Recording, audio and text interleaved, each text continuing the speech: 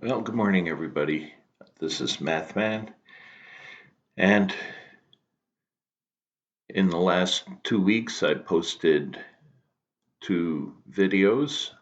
One was a solution to the Euler equation.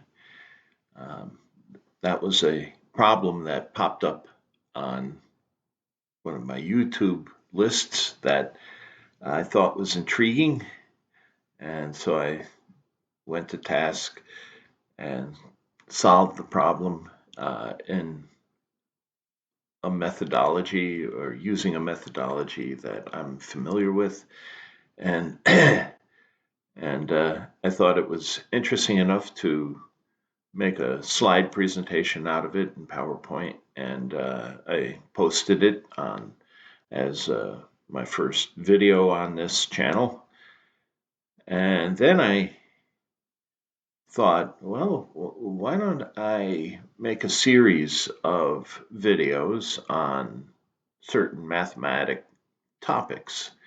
And so I thought I'd start with trigonometry, exponentials, and so on. So I decided to uh, start a series on trigonometry. And in preparation of that, I made a slide presentation for geometry as a refresher. Uh, and for that, I used some of my old college notes, which I still have. And this book, I think, is an excellent book. Trigonometry for Calculus, Geometry and Trigonometry for Calculus. I highly recommend that book. And another one I think is really fantastic is Theoni Pappas, The Joy of Mathematics. They have vignettes. It's not like a text.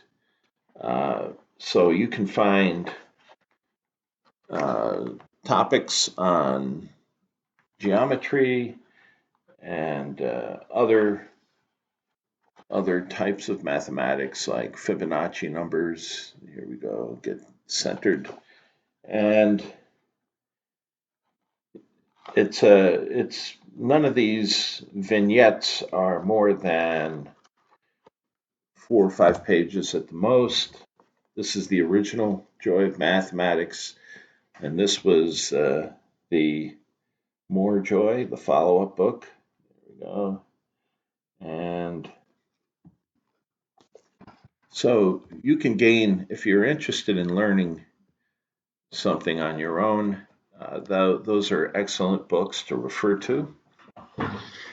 In my slide presentation, it was not narrated. I just wrote through each of the aspects of geometry that I was presenting. I've presented geometry for two-dimensional objects, triangles, squares, rectangles, circles, and three-dimensional objects. Some of the fundamental properties of three-dimensional objects, cones, uh, talked a little about conic sections, um, volumes of spheres, ellipsoids, and things like that. I just presented without derivation or proof the mathematical properties. So you can refer to that as a refresher. Neither video I've posted so far has been more than 20 minutes long. I think the geometry refresher was 19 minutes. But if you've seen that video, then you're ready to move into the topic that I'm going to discuss today, which are the basics, the fundamentals of trigonometry.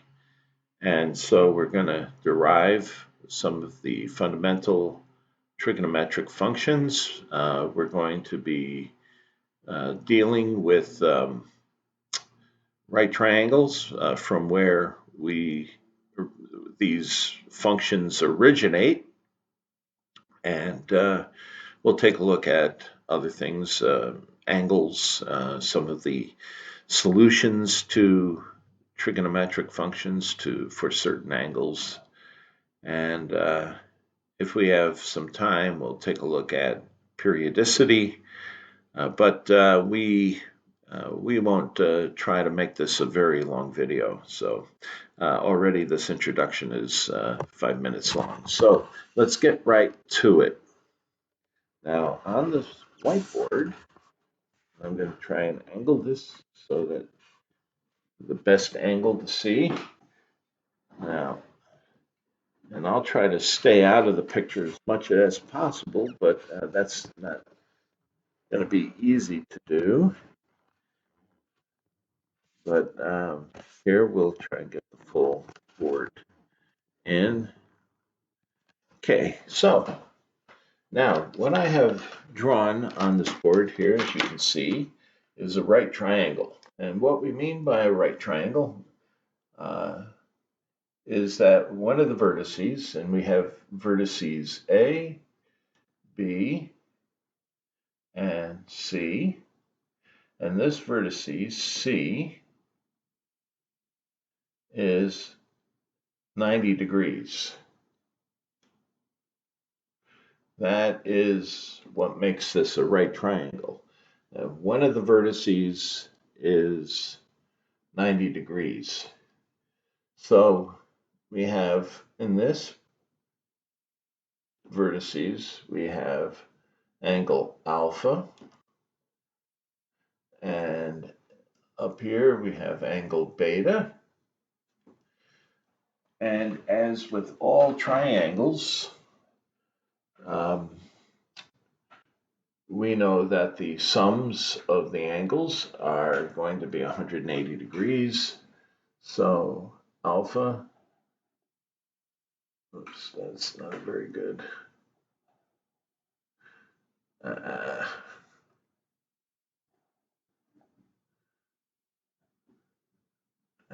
going to try one more time. Alpha plus beta plus 90. Those are all the interior angles, are equal to 180 degrees. Well, if we subtract 90 from both sides, we got alpha plus beta is equal to 90 degrees. And that leaves us with either alpha equals 90 degrees minus beta, or beta is equal to 90 degrees minus alpha. These are fundamental angular relationships. Now, this is going to be useful to know later on when we take a look at some of the properties of the trigonometric functions. I'm sorry, this is a very early morning, so I'm going to have a little coffee along the way. Now, when we think of triangles, we think of it as a polygon. It's a figure, sort of like let's say a right triangle, not a right triangle, but an equilateral triangle. Let's try to free draw that. And an equilateral triangle is one where all of the sides are the same length. This isn't the best hand drawn, but we could say that A, B, C, and A equals B equals C in length, and all the angles on all the vertices are 60 degrees. That would be a regular polygon Now, this is the smallest number of sides where you can have an enclosed area. Okay. If you increase the number of sides, let's say to 4, you end up with a square. But 3 sides are the least number of sides that you can have where you can have an enclosed object.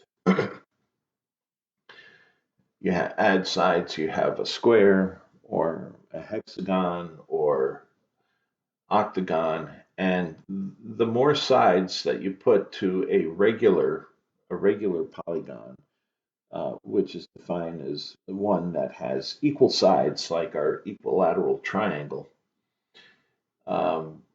As you as the number of sides goes to infinity, the object becomes closer and closer to a circle.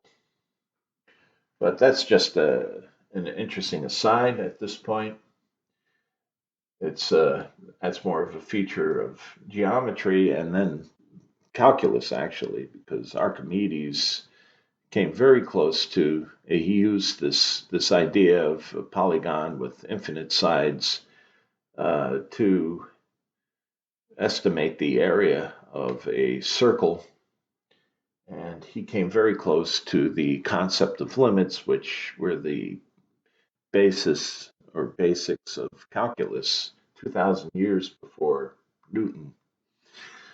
So here we have this right triangle, and we have our properties with angles. That's something that we'll be looking at a little bit later. So let's get right to it.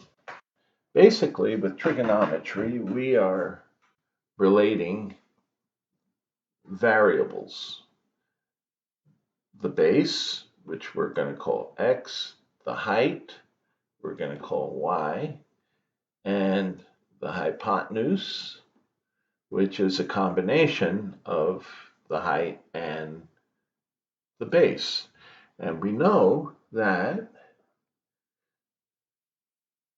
what the Greeks understood about a right triangle, and we're going to try and free draw this again, is we're going to have to make this smaller, that with a right triangle, they had a special property where this is a right triangle. That little square there in the corner means it's a right triangle. That's a 90-degree angle.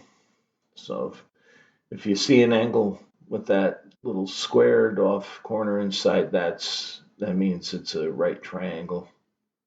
The ancient Greeks, they didn't use algebra. They used arithmetic and geometry exclusively. They didn't use algebra, which is a very powerful form of math. Basically, trigonometry is the marriage of algebra to geometry.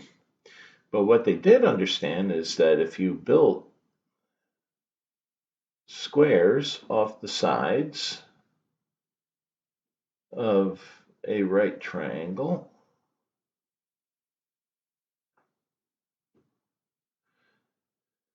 and that's the base, so that being a square, each side is the same length, and we build a square off the altitude or the height,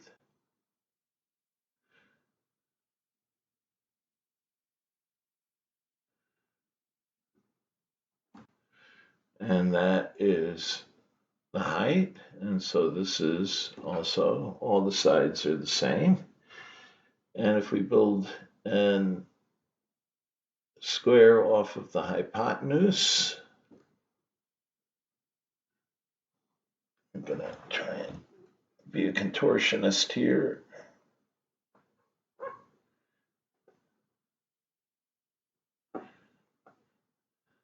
I'm just eyeballing this anyway. This is the hypotenuse, r, and so all the sides are the same. what the ancient Greeks found was that the area of the base added to the area of the height, the square built off the height, is equal to the area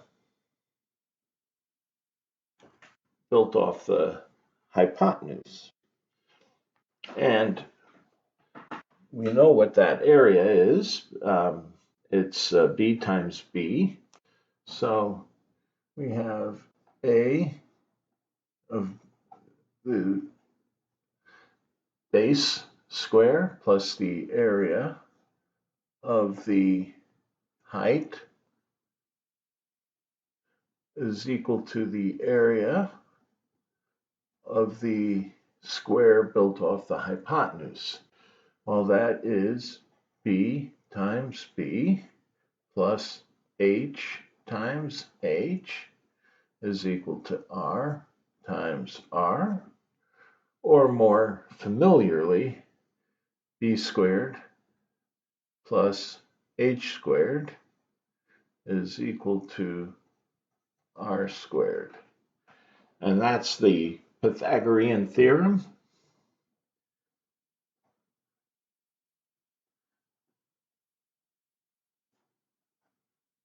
And that was allegedly discovered by Pythagoras. The Pythagoreans were followers of Pythagoras, allegedly, and they formed a cult, mathematic cult. They believed that mathematics was philosophically the way the world operated, and essentially they're not too far off, because mathematics is the language of science. I'm going to try and I lost my screen here. This is the problem with doing things live. There we go. It's good to be able to see my screensaver time is too short. Okay, so we have that fundamental property of right triangles, the Pythagorean theorem, and we derived that. Now we're ready for the trigonometric functions. And basically what the trigonometric functions do is they relate two variables, the base and the height, or x and y in this case, to a single variable, the angle. And so, in particular, it's the ratios. So, in this case, we have the ratio x over r is, by definition, the cosine of the angle alpha. And the other key relationship is y, or the height, over the hypotenuse is equal to the sine of alpha. Some people like to memorize things. They say the opposite over the hypotenuse, or the adjacent over the hypotenuse, gives the function for the ratio. So the adjacent in this case would be x to alpha. The opposite would be y to alpha.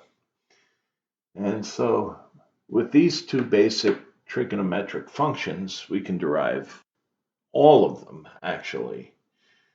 But what we'll do is we'll just take a look at them individually. So basically, we have another function we call the tangent function, and that's the opposite over adjacent. So we have y over x, and that's called the tangent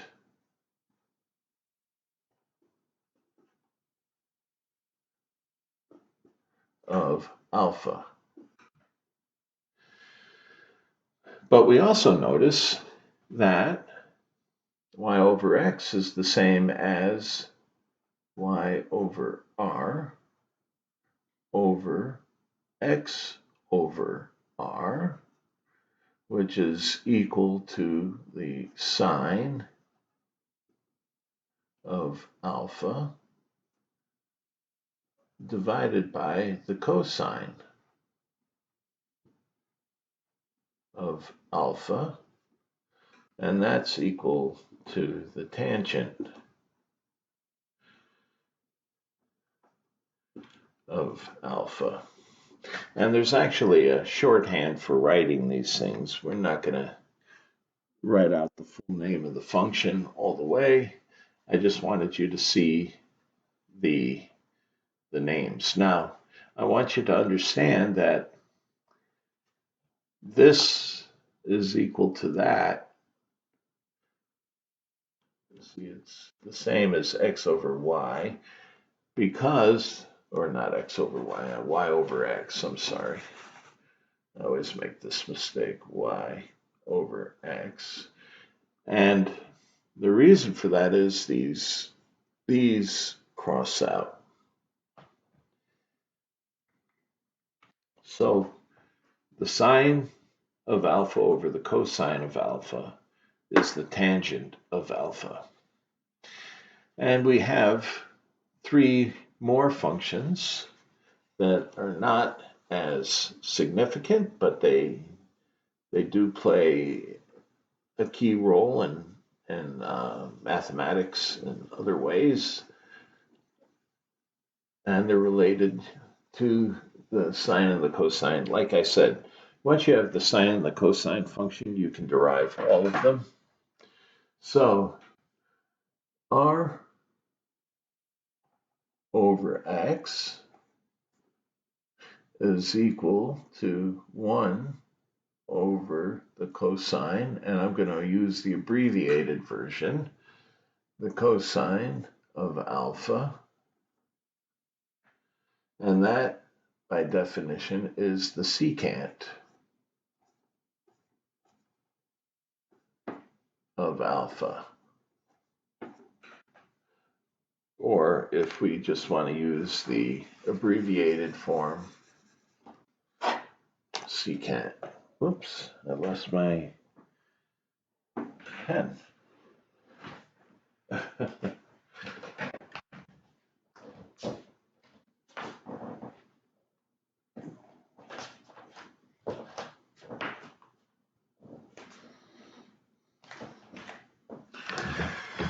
Oh boy, that's a strange thing to have happen.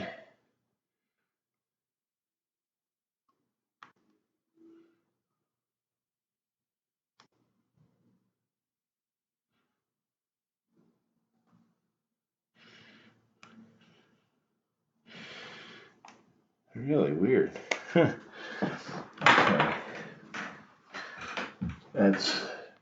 This is the shorthand version.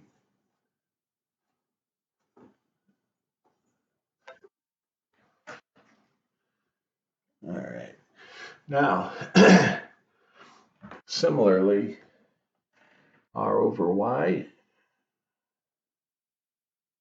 is the problem with doing things live. You have stuff happen that you don't expect. That's 1 over the sine of alpha, and that's the cosecant, or CSC of alpha. And then x over y is equal to 1 over the tangent of alpha is equal to the cotangent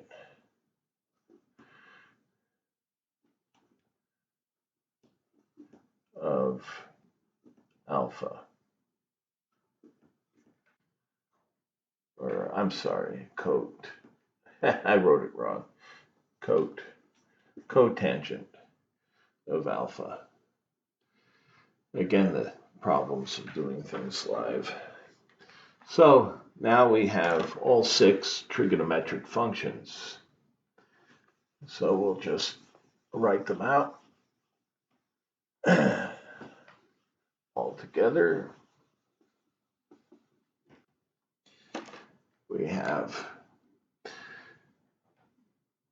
x over r, or adjacent over the hypotenuse, is equal to the cosine of alpha. Y over the hypotenuse, so the height over the hypotenuse is the sine of alpha. Y over x is equal to the tangent of alpha. R over x is equal to the secant of alpha. R over y is equal to the cosecant of alpha. And lastly, x over y is equal to the cotangent of alpha. So those are the 6 trigonometric functions that we're going to be dealing with from here in for the rest of the course. And they're very simple to derive. It's not a very difficult thing. And they're all pretty much derived from the right triangle. Now, remember that right now at this point, we've only looked at that one angle at vertices A. Remember that alpha was also 90 minus beta. So we have cosine of alpha is also equal to the cosine of 90 minus beta. Okay, and that happens to be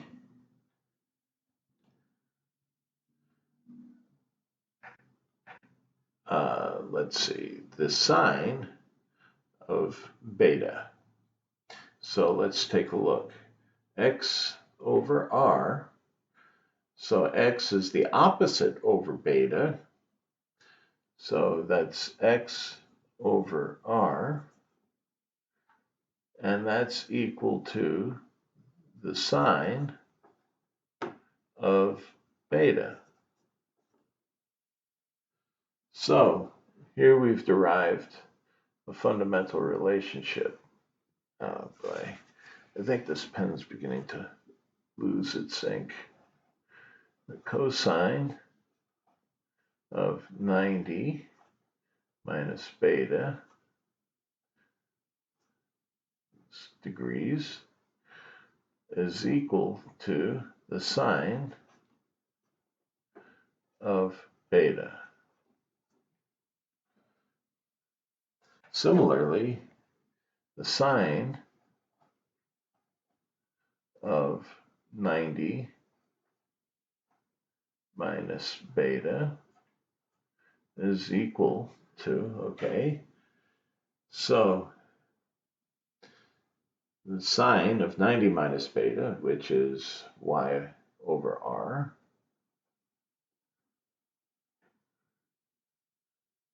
is also the adjacent over the hypotenuse for the angle beta.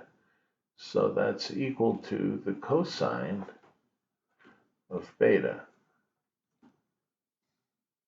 So here we have the second one, the sine of 90 minus beta equals the cosine of beta.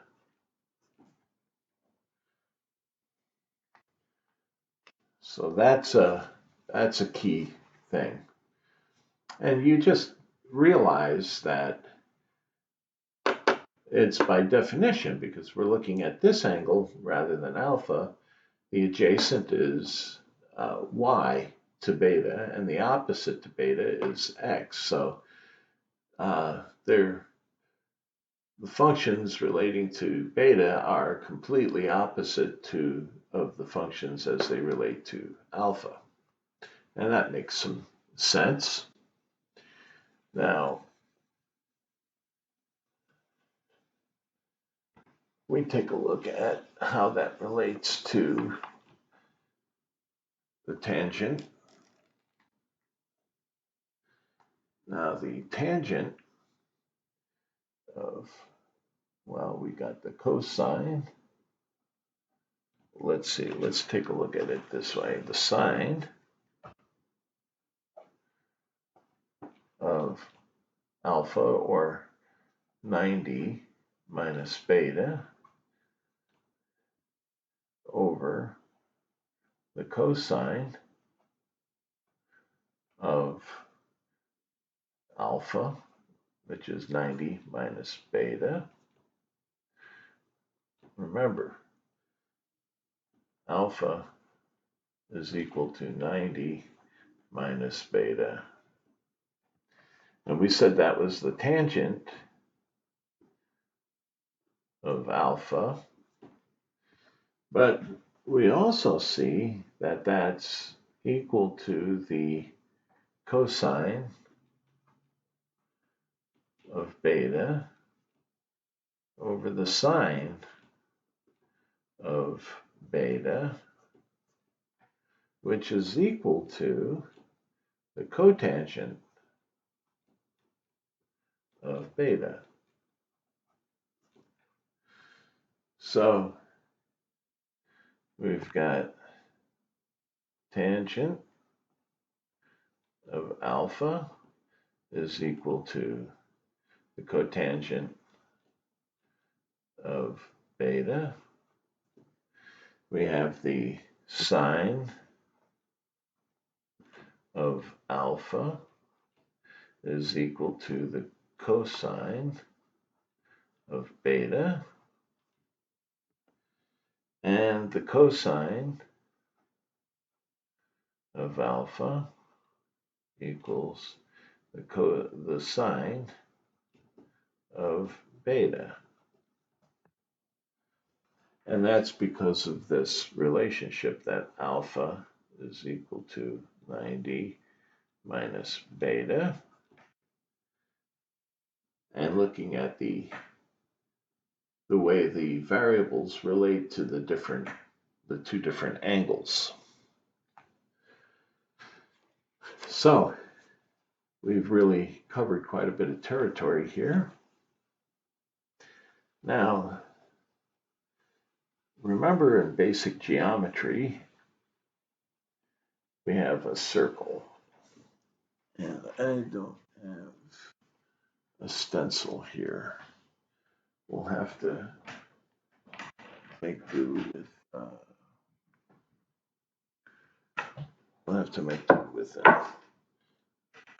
an object here. Remember,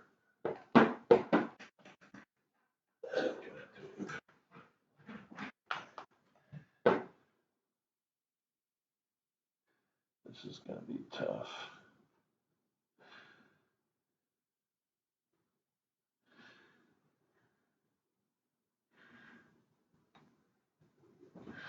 Okay, that didn't work out so well. This thing slid too much. Let's just try and freehand it.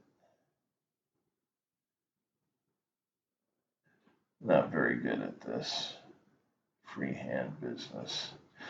Well, that's not so good. Well, here we'll try and draw it the best we can.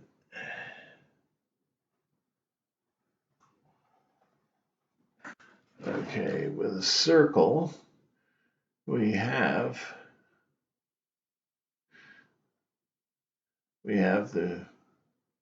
from the center of the circle, we have the radius, and this is the same. That's the radius from the center to the outside of the circle. Now let's say this is an y-axis and this is an x-axis. Well, let's look at the point where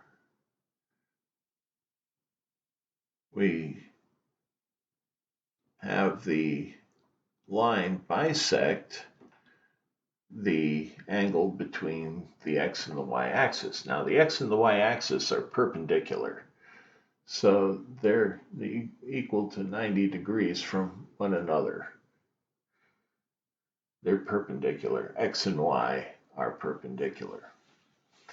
And if we bisect it, even though this is the radius, this value here is x. That's an angle, alpha. And this distance here is y. And if x is equal to y is equal to some number n, we have, for one thing, r squared equals x squared plus y squared is equal to n squared plus n squared equals 2n squared. So r is equal to the square root of 2n in this particular case. And the angle alpha, knowing that y and x are perpendicular, if we've bisected that angle, we know that alpha has got to be halfway, or 45 degrees. And we could say that is n, and this is n. So the cosine of alpha,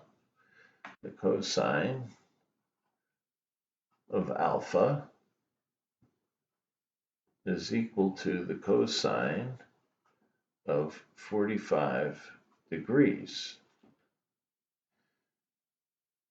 But that's also equal to n over r, which is equal to n over square root of 2n. And so the cosine, I'm starting to lose ink in this thing. I'm going to have to use another color. The cosine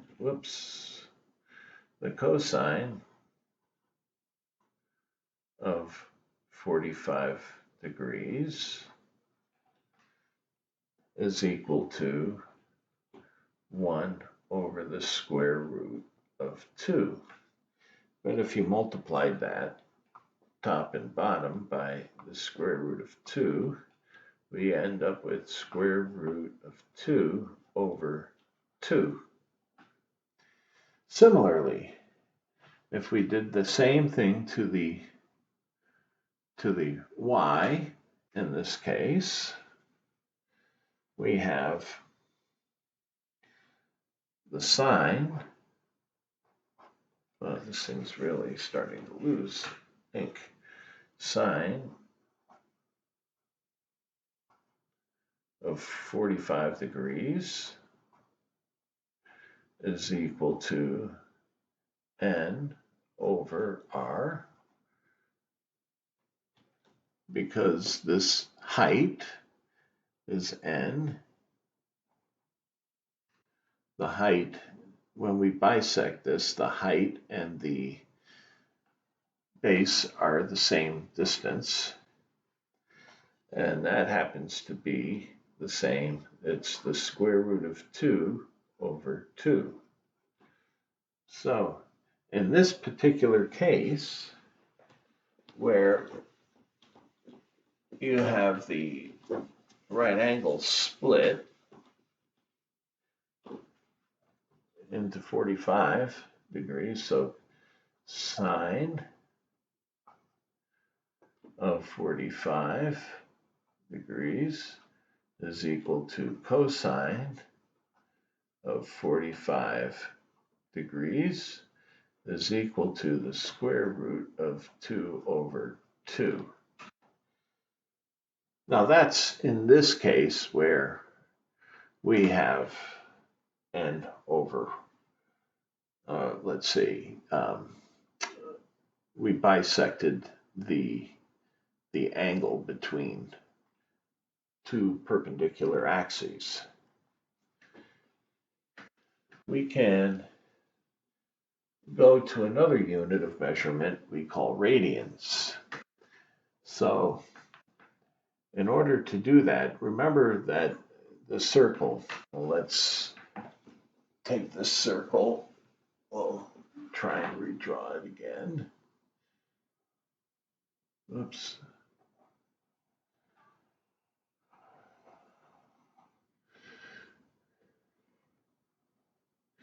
This thing is really losing ink.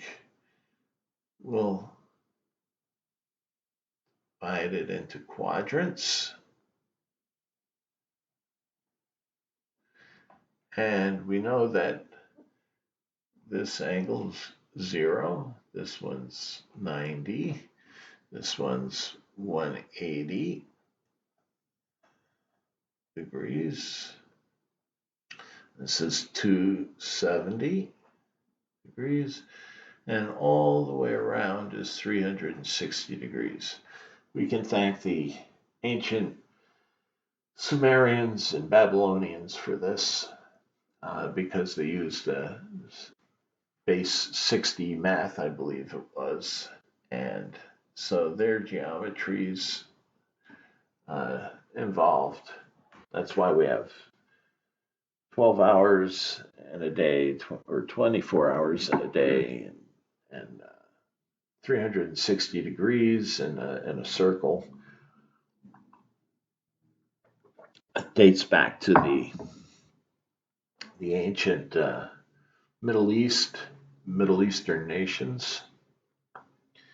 So there's another way of angular measurement. We call them radians.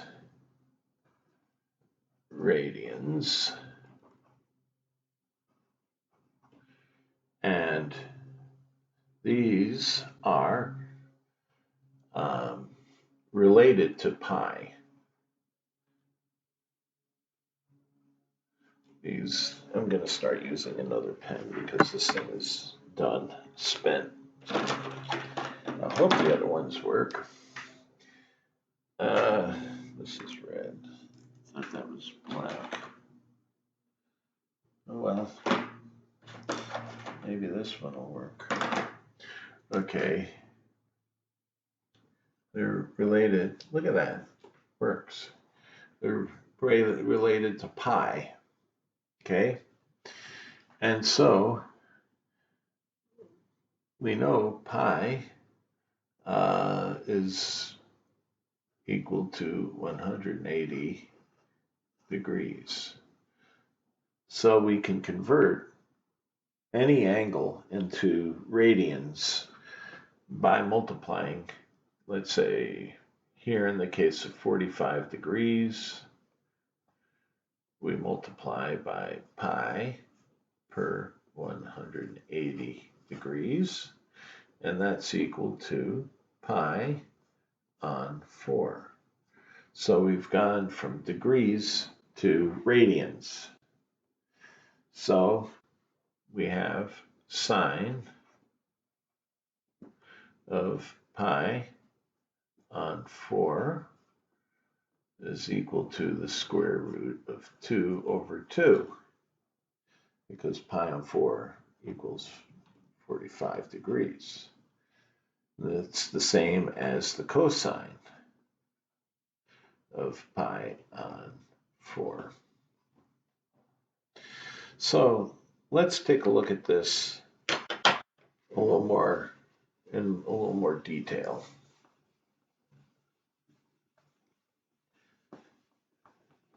So we learned how to convert to radians. And again, I lost the screen.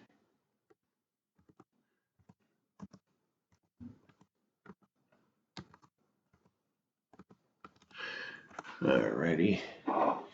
Now, I'm going to try and get a better stencil for circle here.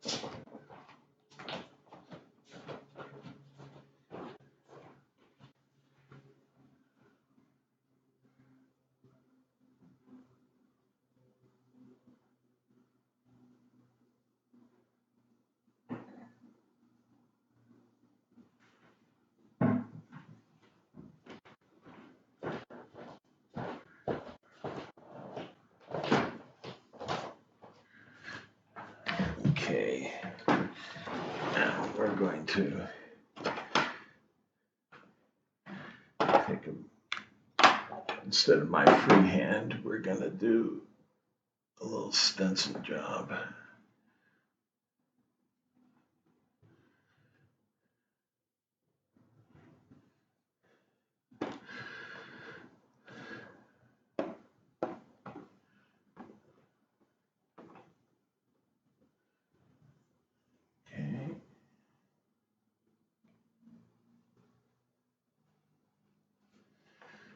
All right, that's a little better than what we had. Now, approximating the center there, we're going to look at the X. I might as well just draw this out like this.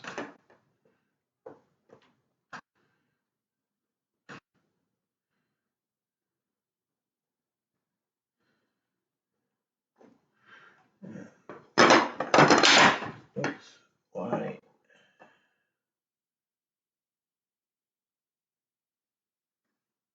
Okay.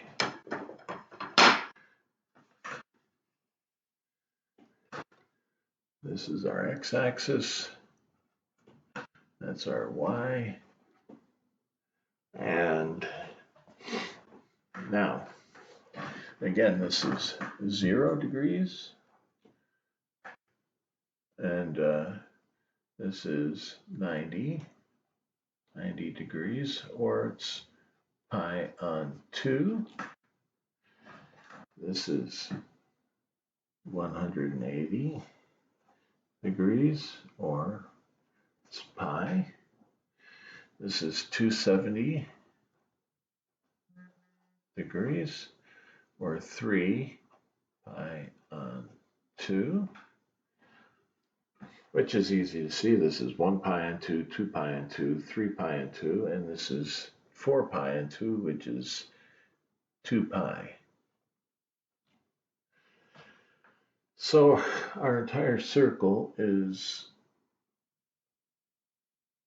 2 pi.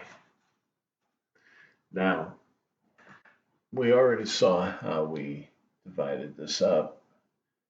bisected that. And so this was pi on 4. If we went here,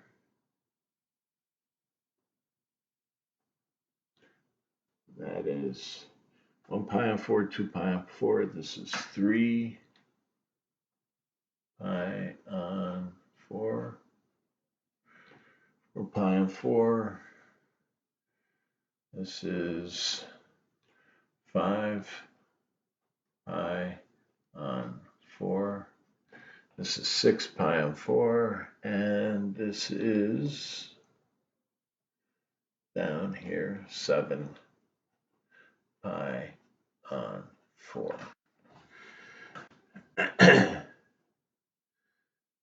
Now, in this case, where we have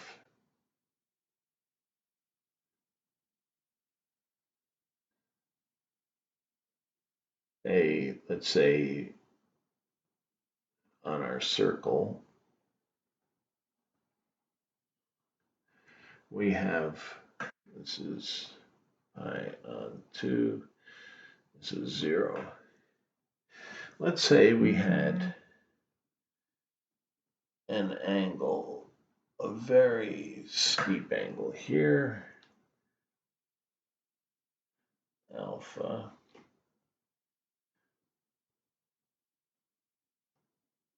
We could see that y is big. Y is almost at its maximum. It's close to the radius. And x is very small. So it's approaching 0. Let's say it's approaching 0. And we can say that the y is approaching r. So the cosine of the angle, which would be x on r, is cosine of alpha. We can see here that x is very, very small. In fact, when x is actually 0, when that angle is, when alpha is equal 90 degrees, or pi on 2, we see that x is equal to 0.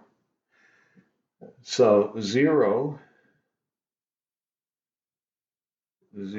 over r is equal to 0. So when alpha is 90 degrees,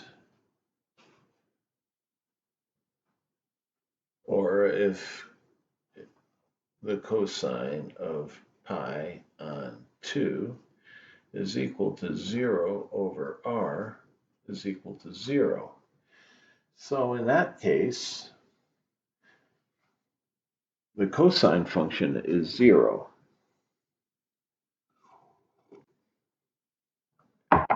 Because we can see along the x-axis that when this radius, this angle, this hypotenuse on this triangle is almost to the perpendicular here, pi on 2. We can see that x is getting very, very small and is approaching 0. It is 0 exactly when the angle alpha is pi on 2, or 90 degrees. So that's an important thing. Now, on the other hand, when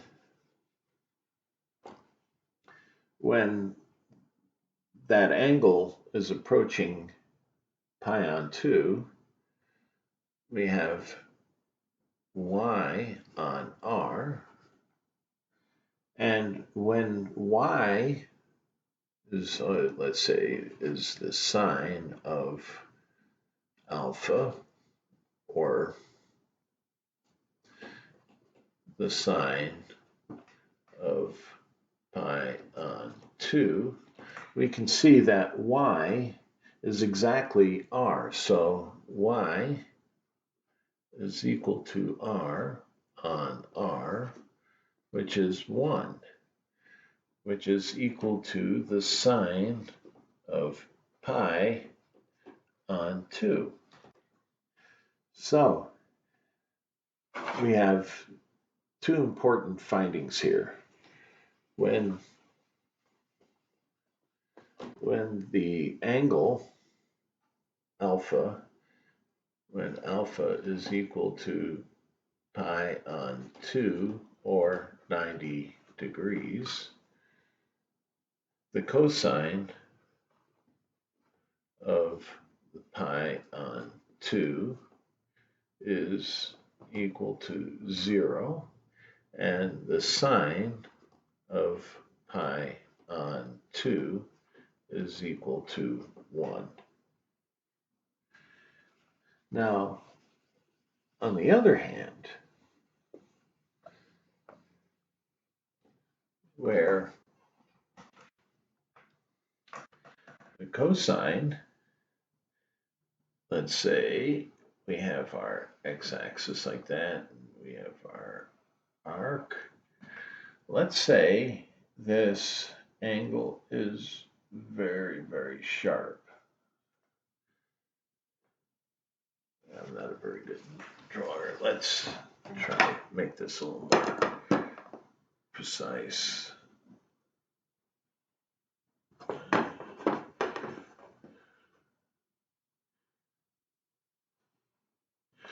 Okay. And we'll make our circle like that. And we have a very narrow, very shallow angle. Okay, and that's alpha. And we can see x is approximately r, and y is approximately 0. And this is y, and this is x. So we have x on r. This is r. When alpha is 0, x is exactly r. So you have r on r is equal to cosine of 0, which is 1. On the other hand, for the sine, we have y on r, but y is essentially 0 when the angle is 0. So we have 0 on r is equal to the sine of 0 equals 0. So those are two important results. So now we have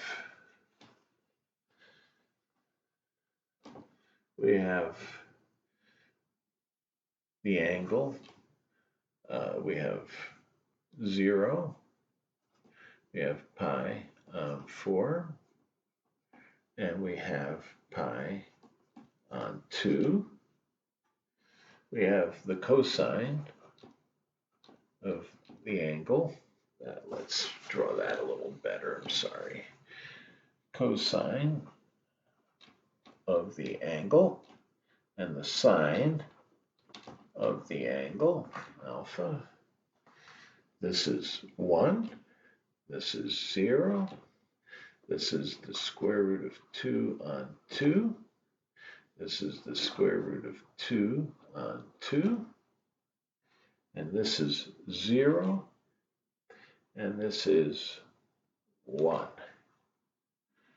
Okay, so we've kept our considerations here in the first quadrant. In the first quadrant of the Cartesian coordinate system. That's Q1. But we have three other quadrants. So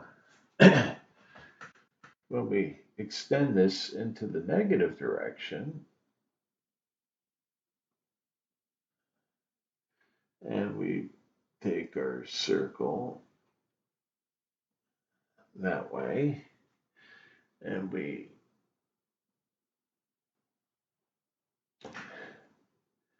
have we could look at the angle all the way like this, or we could look at it like that. But this is, when it's all the way around, that's 3 pi on 4. That's what this angle is, 3 pi on 4. And we know that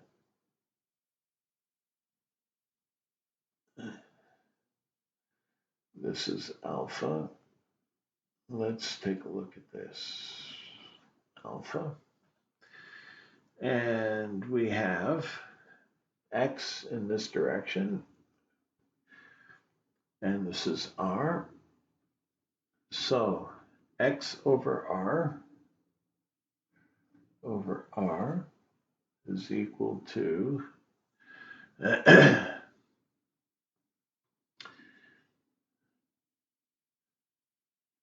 remember we had x, it's x over x squared, square root of 2x. So we had,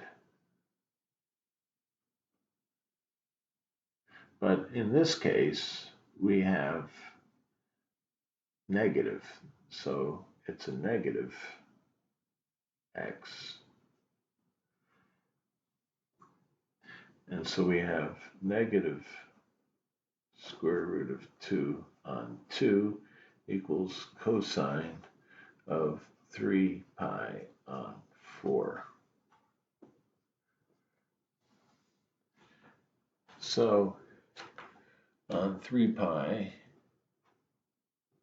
on 4, we have negative square root of 2 on 2.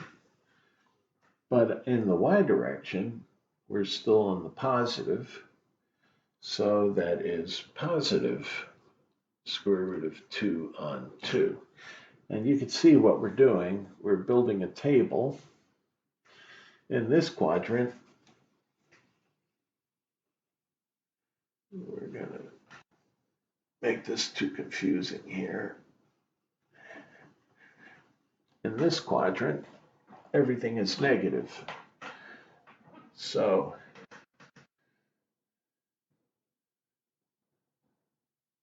we'll take a look at this, pi. So cosine of pi is equal to negative r over r is equal to negative 1. And sine of pi is equal to 0, because y is 0 over r equals 0. So pi, we have negative 1 and 0. So we can build a table like this. We'll just leave the heading of the table like this. And we have our different values here for different angles. We can see down in this quadrant at both are negative. We have a negative y, we also have a negative x. So the cosine of 5 pi on 4 is equal to negative x over r is equal to negative x over square root of 2x is equal to negative square root of 2 over 2. So 5 pi on 4, we have negative square root of 2 on 2. And the same is true for sine of 5 pi on 4 is equal to negative y on r is equal to negative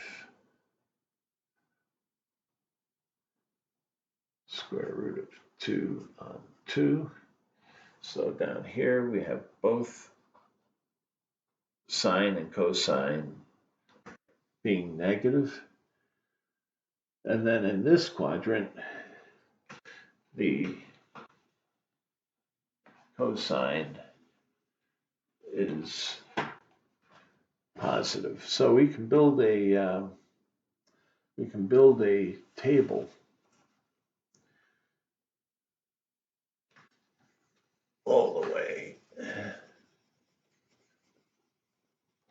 Let's build a table. So we got alpha, we got cosine of alpha, sine of alpha, and 0, pi on 4, pi on 2, 3 pi on 4, pi, 5 pi on 4, 3 pi on 2, and we'll just fill these in while we have that. We have 1, we have square root of 2 on 2, square root of 0, square root of 2 on 2. This is 0, this is 1, this is negative square root of 2 on 2, this is positive square root of 2 on 2.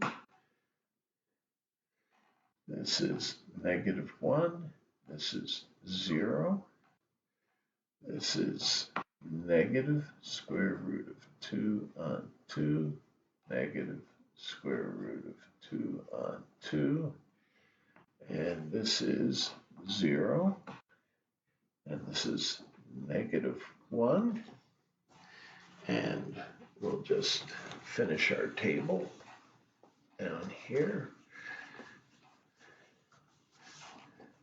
We're now in this quadrant. We have 7 pi on 4. Now the x in this direction is positive, so that's square root of 2 on 2. And this is negative in the y, so negative square root of 2 on 2. And we had 2 pi, which is 1 and 0. And then we repeat all the way around, the more we go around. And this is what we begin to see what we call a periodic function. So if we plot this on an x and y coordinate system, now I could have come up with some smaller divisions like pi on 6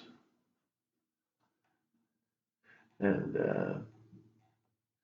30 degrees being pi on 180. This is pi, yeah, that's pi on 6. Sine of pi on 6 happens to be 1/2, and the cosine of pi on 6, I think, is the square root of 3 on 2. But we can look at those later. They just give us a little more refined understanding.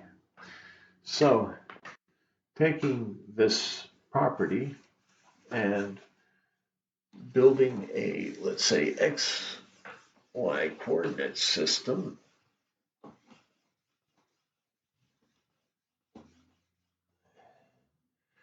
Let's take a look. I gotta cap that. All right, so let's look at.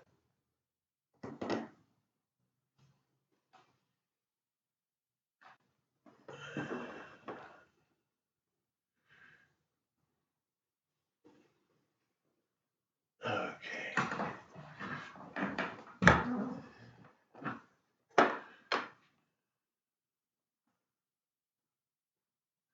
Try to make that as perpendicular as possible. Let's see, Y and X. And let's say we plot. We plot along here. We start with angle 0, and then we go to pi on 4. This is pi on 2.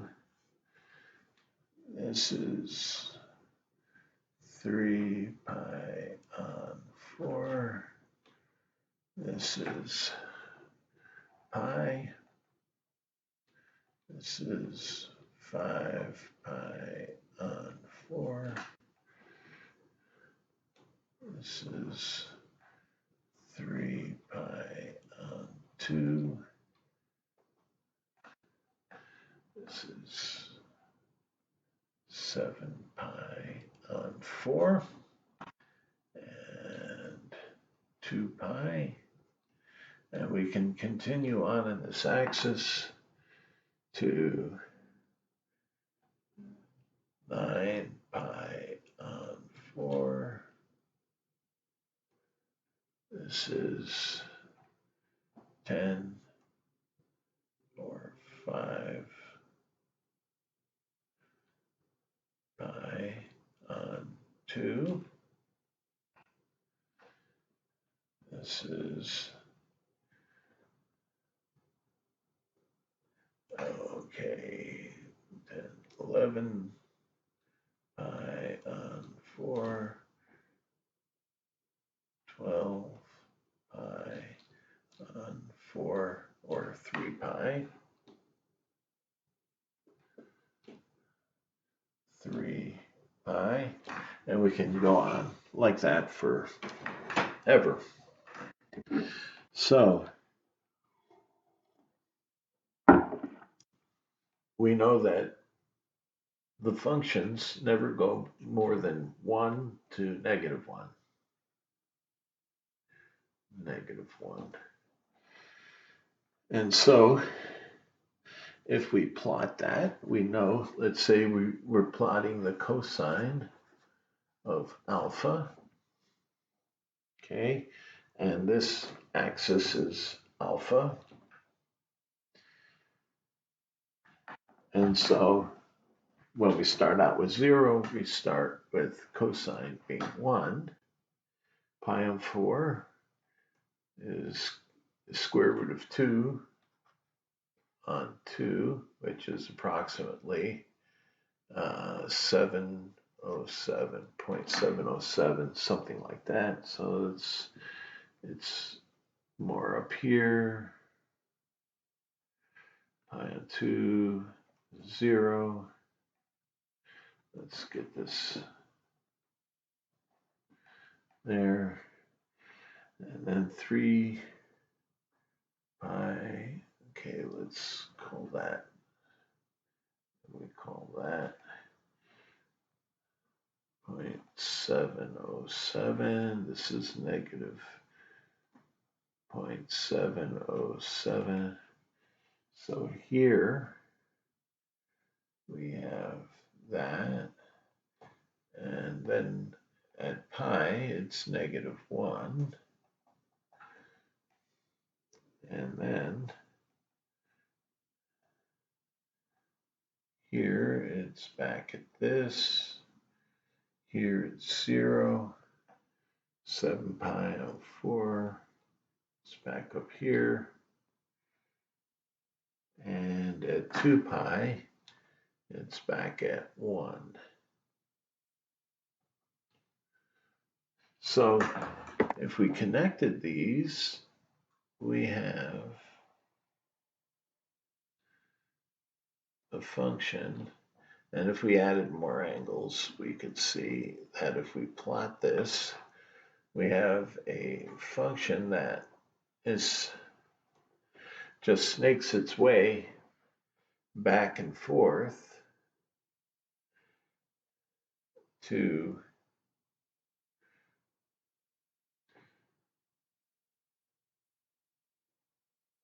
between -1 and so on. So this is where they came up with the sine, because it was a sinuous, the shape was a sinuous shape. And it weaves back and forth, somewhat like that. Now, with the sine function of alpha, we get just the opposite. We start out with 0, and at pi on 2, we get 1. So it goes more like that, and then through that, and at 3 pi on 2, it's -1. So it goes, it's off, we call this off phase of the cosine function. So again, this will be 1 up here. And so the sine function is, it follows the same shape as the cosine. This is the cosine alpha, and this is the sine of alpha. Again, this is hand drawn. It's not very pretty, but you get the idea. It makes a sinuous shape. And like I said, if we had added more angles in between, you could refine the shape a little better. This isn't drawn so well. This is probably better like that.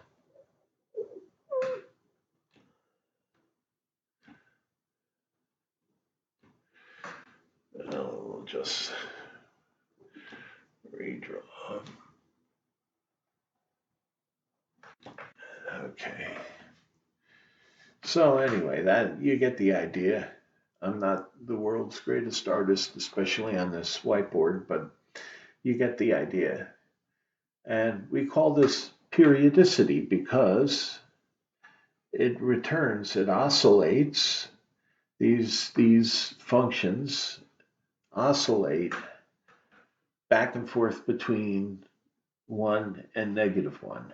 Those are the limits of the value of the function. So both the sine and the cosine never get any more than 1 or -1, and they oscillate back and forth as the angle alpha progresses. So this is what we call periodicity of the function.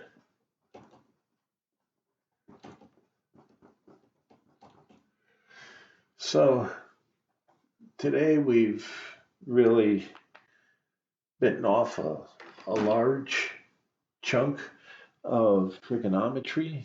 We've gone through a lot of aspects of it.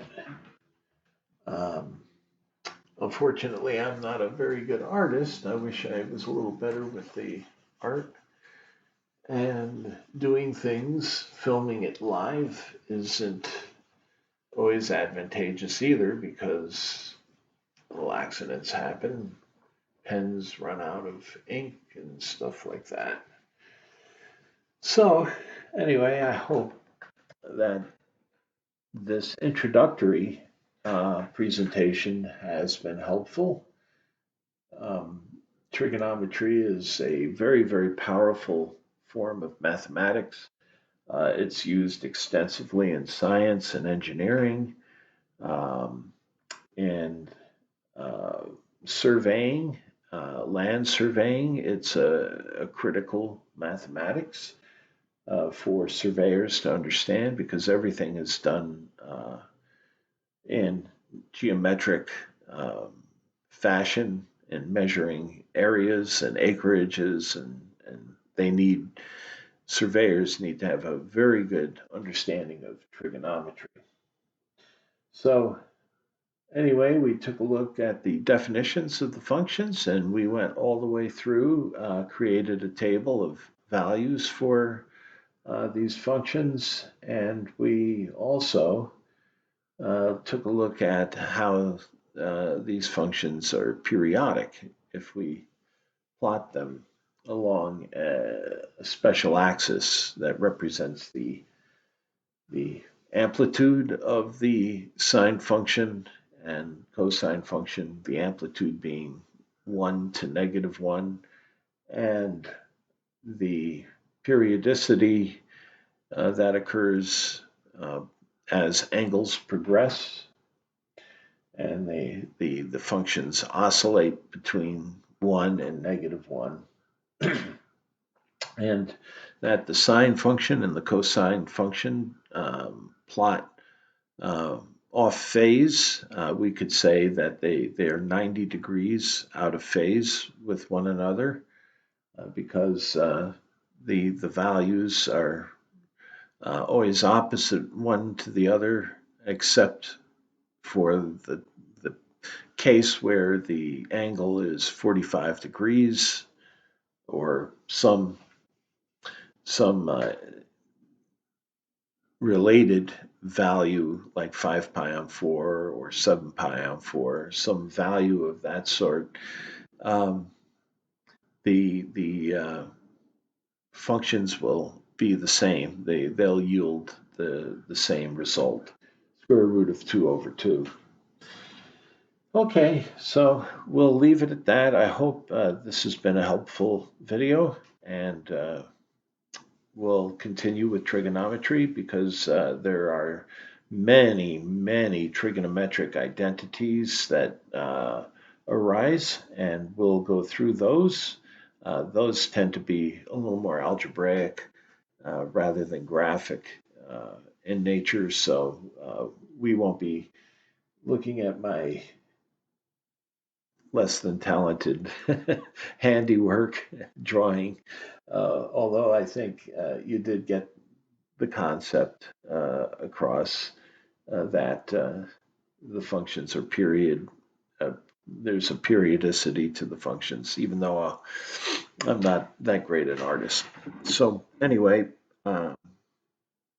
this is Mathman, wishing you well, and until next time.